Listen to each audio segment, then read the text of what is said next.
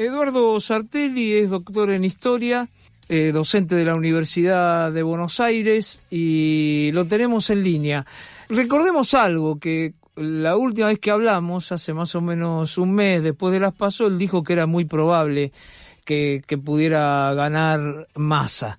Por eso queríamos entrevistarlo a él. ¿Cómo te va, Eduardo? ¿Cómo estás? ¿Cómo andan? Bien, acá estamos. Eduardo, una cosa antes de que hagamos un análisis de este momento, de la situación y lo que pasó.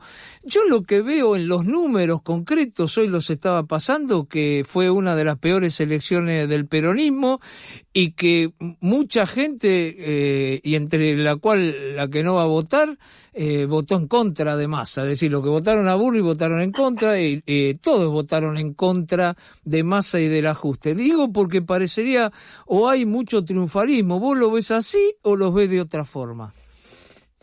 No, efectivamente. La victoria de Massa sorprende por el escenario, pero de ninguna manera podría decir que esta es una gran elección ni del peronismo ni de Massa. O sea, acá está muy claro que, el sistema político argentino no solamente está podrido, sino que además el partido mayoritario, la alianza mayoritaria, que estaba en el gobierno, ha sufrido una debacle gigantesca. O sea, en relación al 2019, Massa recuperó 3 millones, pero el peronismo perdió 6. O sea, Massa logró recuperar la mitad de la pérdida que se había visto en el 21. Ahora, lo que hay que colocarse es en el lugar en el que estamos, es decir, vos lo contextualizás, ¿sí? Ahora, una gran victoria, ¿por qué? Porque, en el contexto en el que estamos y en el lugar en el que está él, lo que a veces mucha gente dice, pero entonces vos estás a favor de Massa. No, mira, yo primero que nada analizo la realidad. Y porque analizo la realidad y no me preocupan las conclusiones, sino que me preocupan que las conclusiones coincidan con la realidad, es por lo que yo pude decir, por ejemplo, hace mucho tiempo, que Massa tenía muchas posibilidades de ganar las elecciones. Es más, yo hace mucho tiempo venía señalando, hace mucho tiempo, recuerdo haber hablado con Hernán en Frecuencia Cero, no recuerdo sino con vos también, sí. Allá por el 2019-20, sí, Juntos por el Cambio llegaba unido al final del gobierno de Alberto Fernández y al final a las elecciones, porque las tensiones son muy evidentes. O sea, me equivoqué por meses, porque en realidad se desarmó el día después de la elección. Entonces, el punto central aquí es el siguiente. ¿Qué es lo que proponen los opositores para que el ministro de Economía, el peor gobierno de la historia democrática argentina, el ministro de Economía que tiene 140% de inflación anual y que tiene la inflación corriendo hoy anualizadamente al 300%, porque si hoy anualizáramos la inflación actual te da cerca de 300 ya, ¿cómo puede ser que ese tipo salga primero y con mucha ventaja sobre el segundo? Bueno, obviamente primero tenemos que ver con si vos querés un error estratégico, pero yo creo que eso sería limitar el análisis. ¿Cuál es el error estratégico? Que la oposición se divide. Claro. Una oposición que se divide por sus propias estupideces, pero además se divide por las maniobras del propio candidato. O sea, a esta altura del partido a nadie se le escapa que Massa es un invento que Milei es un invento de Massa, claro. Y que evidentemente jugó a dividir la oposición y la jugada le salió bien. Claro.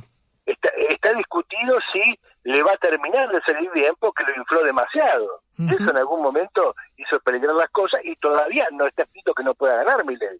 Ahora, la división de la oposición está claro. A ver, en el sistema disparatado electoral argentino, vos tenés un sistema de 3 vueltas. Es un disparate completo. Es decir, vos tenés, las pasos son la primera vuelta, la primera vuelta es la segunda, y la segunda vuelta es la tercera. Es un disparate todo esto. Ahora, en las pasos que se dirimió, se dirimió la interna de la mitad de la oposición. En la primera vuelta se realizó la interna del conjunto de lo que quedó de la oposición. Es decir, la oposición, que sumaba 60%, 50%, tuvo dos internas.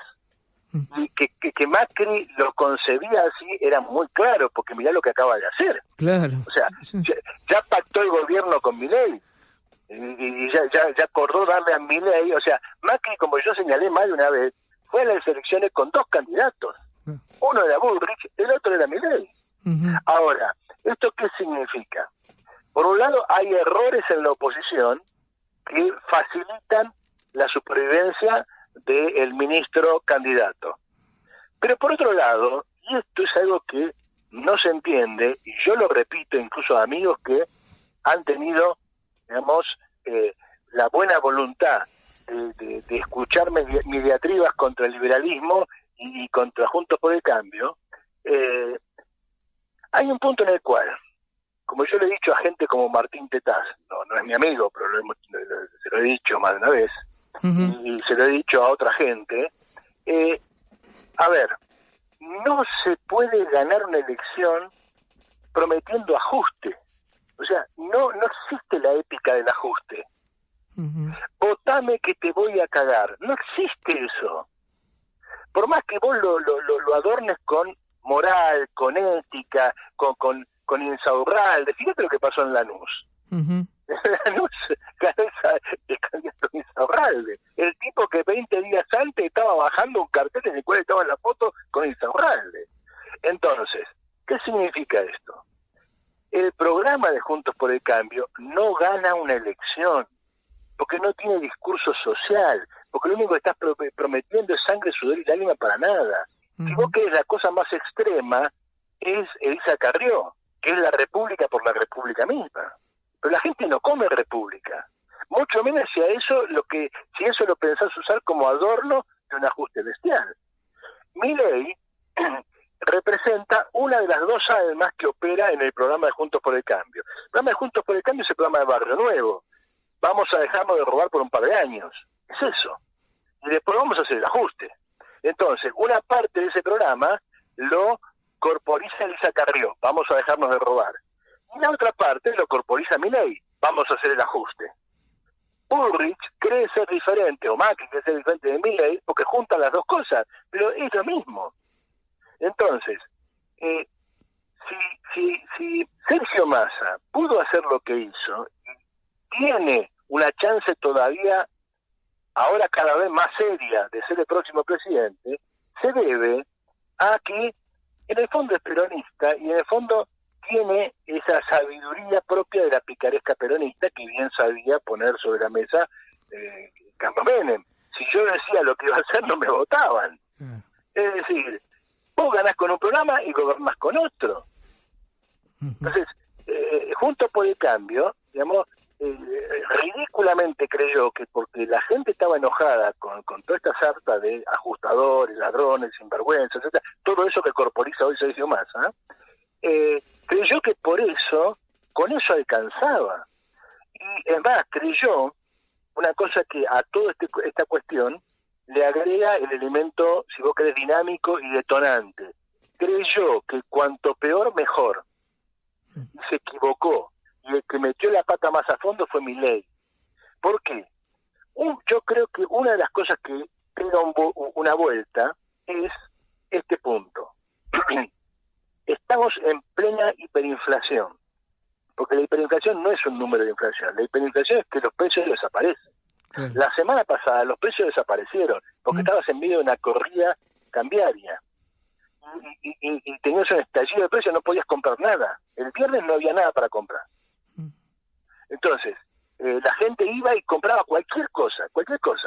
Entonces, el que estaba obligado a vender porque tenía que juntar plata, porque estaba obligado a vender, porque en estas crisis tenés dos clases de personas. Ponía cualquier precio. Las que no están obligadas a vender y pueden estoquear, y las que están obligadas a vender tienen que vender. Entonces, las que están obligadas a vender pierden plata porque venden lo que sea, y los que se estoquean guardan un capital bajo la forma de mercancía.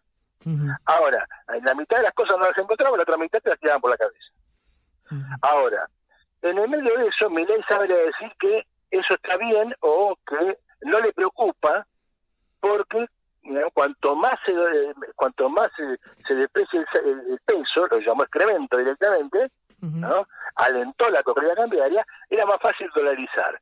Entonces, ¿qué es lo que queda claro para todo el mundo en un instante? Que la dolarización es esto, hiperinflación y desaparición de la capacidad de consumo de todo el mundo. Okay.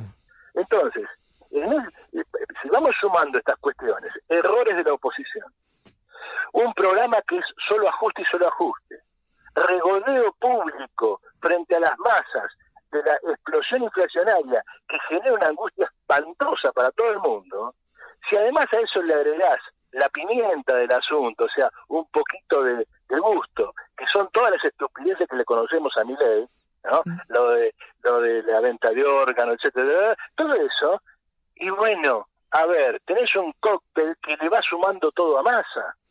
¿Por qué? Porque Massa, plan platita, plan platota, lo que vos quieras, te ofrece algo. Se te caga de risa mientras vos tenés angustia que no sabes qué va a comer, yo voy con un bono. Está bien, hay inflación, no importa, pero la platita la tenés. Y de alguna manera eso te da algo de que agarrarte. Bien. Mientras todos estos te dicen que van a romper las relaciones con el Vaticano, que el Papa es el demonio, que está bien la venta de órganos y de chicos, que sé cuánto, tenés un tipo que te sale a dar una cara de persona normal, ni siquiera un progresista, digamos, persona normal, ¿no? Bueno, cuando sumás todo eso, ¿qué te das cuenta? Que el combo opositor es un desastre como apuesta política, es un completo desastre. Está claro. Entonces, ahora, sí. Viendo esto de acá para adelante, que me parece que sería bueno analizar un poco, el gobierno que entre, que seguramente va a ser Massa, yo creo que va a ser Massa, ¿va a poder manejar la misma gobernabilidad que manejó con esta inflación? Es decir, que todo el mundo estuvo más o menos tranquilo, pequeñas movilizaciones sectoriales, muy pocas, o la gobernabilidad va a estar difícil, inclusive para el peronismo esta vez. Bueno, dicho esto, te agrego una cosita de lo anterior porque suma la pregunta que me hiciste. La desaparición de la oposición, ¿sí? El pasaje de Macri a Milei y la virtual conformación de una nueva alianza con eje en el radicalismo, eso es lo que parece que va asomando, eso lo que está mostrando es que todos los problemas que tenía la alianza llamada Juntos por el Cambio, sí, de la cual Milei es un desdoblamiento, porque en realidad Milei es parte del voto pro. Lo que hay es que hay dos programas distintos y hay dos fracciones distintas de la sociedad que apoyan. No es que rompen simplemente por cuestiones que Milei insultó a los radicales y cosas por el estilo. Hay dos estructuras sociales distintas, ¿sí? Bien, dicho esto entonces, ¿cómo se van a comportar esas estructuras de cara a un futuro gobierno Massa? Primero, Massa guarda, porque Massa puede ser el primer presidente de la nueva oleada. ¿Qué quiero decir con esto? Es probable, no lo sabemos, insisto con esto, no lo sabemos. Yo, cuando digo no lo sabemos, quiero decir, yo no lo sé. ¿Cuál va a ser el escenario el año que viene? Internacionalmente la cosa viene compleja y complicada, pero el año que viene coyunturalmente vas a tener más dólares. ¿Por qué? Porque vas a tener una cosecha razonable, no vas a tener la espantosa sequía que tuviste este año. 2, Vaca Muerta ya está dando resultados, ¿sí? Y eso significa otra vez más dólares. 3, detrás de Massa entran una serie de contratos mineros que nadie está viendo. ¿Qué quiere decir que nadie está viendo? Guarda que en la Argentina se está preparando mucho más que una revolución del litio. Es decir, que es posible que al modelo agroexportador, por llamarlo de una manera popular, se le sume un modelo minero exportador. Petróleo, cobre, litio. además del oro y ese tipo de cosas. ¿Qué quiero decir con esto? No quiero decir que la Argentina va a empezar un boom y vamos a terminar en otra cosa. No, quiere decir que es probable que el escenario que se diseñe en los próximos años le dé más aire al mercado interno. ¿Qué quiere decir? Quiere decir que va a haber más masa exportable y por lo tanto más divisas. Y cuando en la Argentina entran más divisas, el mercado interno respira, y cuando el mercado interno respira, el gobierno que tuvo la suerte de estar allí, normalmente el peronismo, respira. Uh-huh. ¿Qué quiere decir? Pensar los primeros años del kirchnerismo. Todo el mundo, yo me acuerdo, ¿qué esperábamos en el 2002? Que se repita el 2001. Uh-huh. ¿Qué esperábamos para el 2003-2004? Bueno, esto es una caldera que puede estallar en cualquier momento y no estalló. ¿Por qué? Petróleo primero, soja después, y la cosa se fue acomodando. ¿Cuánto duró? 6, 7 años, listo, pero te desmanteló el 2001. Y te armó un aparato capaz de dominar las masas. Uh-huh. ¿Puede Sergio Massa caer justo en el momento en el que tengas un nuevo respiro en el mercado interno y que por 2 o 3 o 4 años eso te permita armar un aparato político? Puede ser. Uh-huh. ¿Y eso qué significa? Que es probable que estemos frente a un nuevo Menem. Y que ese nuevo menemismo sea y termine igual que el anterior, porque el problema de la Argentina es que todos estos, digamos, pulmotores que se le ponen cada 2 por 3 a la economía argentina estallan. Uh-huh. Es decir, cuando estallan, sí, descomponen todo. ¿Por qué? Porque la Argentina no puede vivir con eso. Ahora, el año que viene, si Massa llega a la presidencia, va a tener muchas cosas a favor.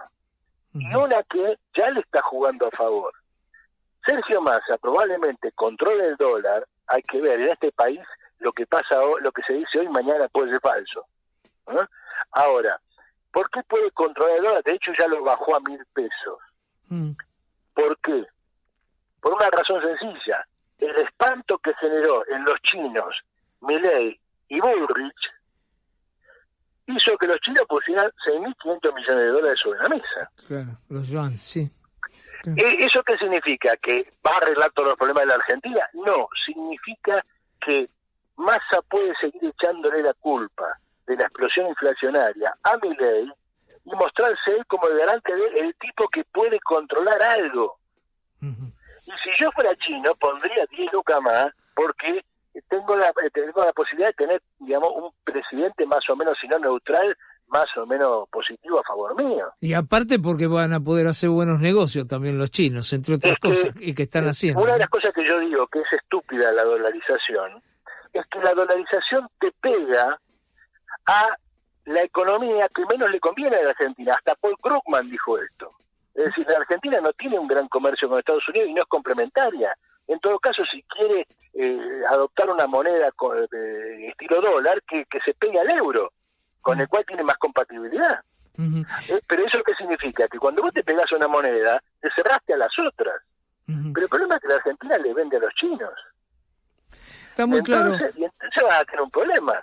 Y los chinos también van a tener un problema. Entonces los chinos dicen, no, vamos a apoyar al candidato que es antidolarización. Está muy claro. Ahora, Eduardo, más o menos con lo que decís es más o menos como se ha manejado la Argentina. La Argentina, vamos a la historia de Alvear y Hipólito Yrigoyen. Alvear, que era un gobierno conservador, lo favoreció la guerra y pudo tener mejores salarios que después Yrigoyen, que la guerra lo había perjudicado. Es decir, nuestra matriz agrícola agroexportadora y nuestra matriz de que también extractivista podría ayudar a esto. Dentro de todo este tema, ¿cómo ves vos la relación de Massa con el kirchnerismo? Es decir, ¿lo va a seguir? ¿Pensás que lo sigue manteniendo con las cajas? Porque el otro día la expresidenta dijo, yo no tuve nada que ver con Alberto. Es más, yo le decía que estaba mal lo que estaba haciendo, no me dieron bola, esto es presidencialista, yo no tuve absolutamente nada que ver. ¿Qué pensás vos sobre eso? Mirá, 2 cosas. La primera, el kirchnerismo no existe más. Uh-huh. Y Massa no es kirchnerista. O sea, Massa tiene millones de cosas que uno puede decirle a cuál peor, ¿sí? Ahora, no se le puede decir kirchnerista porque Massa es básicamente masista. Y Massa no es Alberto Fernández. Si vos ves todo lo que hizo y la forma en que se maneja, Massa no es Alberto Fernández. Por otro lado, Cristina está muerta políticamente. ¿Y qué es lo que hizo? Entregó el gobierno a Massa, primero para sacárselo de encima, porque volvemos el tiempo atrás, y si Massa no agarraba, Cristina se tenía que hacer cargo o renunciar. Uh-huh. Entonces, ¿qué hace Cristina? Se saca el gobierno de encima, punto 1. Punto 2, se guarda por las dudas. Punto 3, hace un acuerdo con Massa acerca de cuál es su suerte judicial. Y si Massa ya le pudo hacer varios favores a Cristina, Massa presidente le va a resolver los problemas. Conclusión, se acabó el kirchnerismo. Quedan muchos kirchneristas, pero todos esos kirchneristas están, incluso vía Máximo Kirchner, adosados a la estructura masista. O sea, si Massa efectivamente llega presidente, va a reconfigurar todo eso y va a armar el masismo con los restos del kirchnerismo y con los restos de mucha gente. Ahora, ¿cuál es el punto, la cuestión que ahí queda dando vuelta y flotando? No es el kirchnerismo, aunque está vinculado al asunto kirchnerismo. El punto que queda flotante se llama Axel Kicillof. Kicillof ganó la provincia de Buenos Aires, y está claro que fue una clave para la victoria de Massa. Si Massa pierde, Kicillof queda como un presidenciable casi exclusivo a futuro de todo ese espacio, aunque tiene un problema, el peronismo. Entonces, el problema se va a plantear entre Axel y Sergio Tomás. Es decir, ¿cómo va a funcionar esa relación? ¿Y cómo va a quedar la relación, de sucesión presidencial? Si Massa es presidente y le va bien, se va a postular un recambio. Axel es joven, puede esperar. Ahora, si las cosas funcionan más o menos, ¿cómo va a suceder con los intendentes? ¿Se van a alinear con Axel? Difícil. ¿Por qué difícil? Porque los intendentes tienen la historia del compañero Insaurralde. O sea, a Insaurralde lo agarraron, no se sabe por qué. Porque es muy idiota, porque lo traicionaron, porque estaba muy envalentonado. Pero cada intendente, peronista y no peronista, del conurbano bonaerense, tiene una historia parecida. Claro. Conclusión, esos tipos no se bancan a Axel, cuya única virtud, insisto con esto, cuya única virtud, porque no ha mostrado muchas virtudes, es que es un tipo honesto, o por lo menos, si no es honesto, se le parece mucho, porque no hay forma de engancharlo en ninguna. Yo tengo algún conocimiento personal hace mucho tiempo de Axel, y hasta donde yo sé, si alguien me tuviera que preguntar, yo digo, mira, no te digo que pondría las manos en el fuego por la honestidad personal de Axel, pero me parece un tipo honesto. Uh-huh. Sí, eso debe serlo, claro. O que lo parece mucho, está claro que porque no tiene ninguna causa y no se lo puede atajar por ese lado. Ahora, eso a los intendentes les viene muy mal, porque en la cueva de la Lioba todos tienen que ser ladrones. Está muy claro. Y para esa gente, ¿quién es mejor? ¿Axel, el impoluto, o Sergio Tomás? Y Sergio Tomás, sin duda, claro. Con lo cual, ahí hay un problema. ¿Cómo se resolverá? Ya estamos demasiado a futuro, digamos. Está muy claro. Eduardo, se nos fue el tiempo. No sé si querés agregar algún minutito, alguna cosa que pensás que tendrías que haber dicho, pero se nos fue el tiempo. Muy breve, muy breve. Una reflexión acerca de por qué en la crisis más importante después del argentinazo la izquierda no está presente. Ajá. Y la bronca la canaliza un payaso como Milei.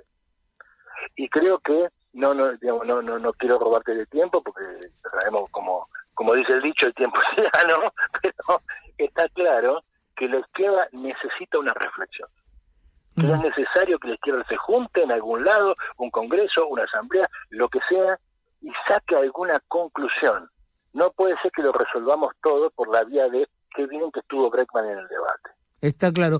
Y una cosita más, vía socialista que vos representás, ¿qué posición toma en el balotaje? nosotros vamos en blanco. Va a estar en blanco, perfecto. Eduardo, como siempre te agradezco muchísimo por la comunicación, y te mando un abrazo grande. Un abrazo grande y gracias por llamar. Gracias a vos.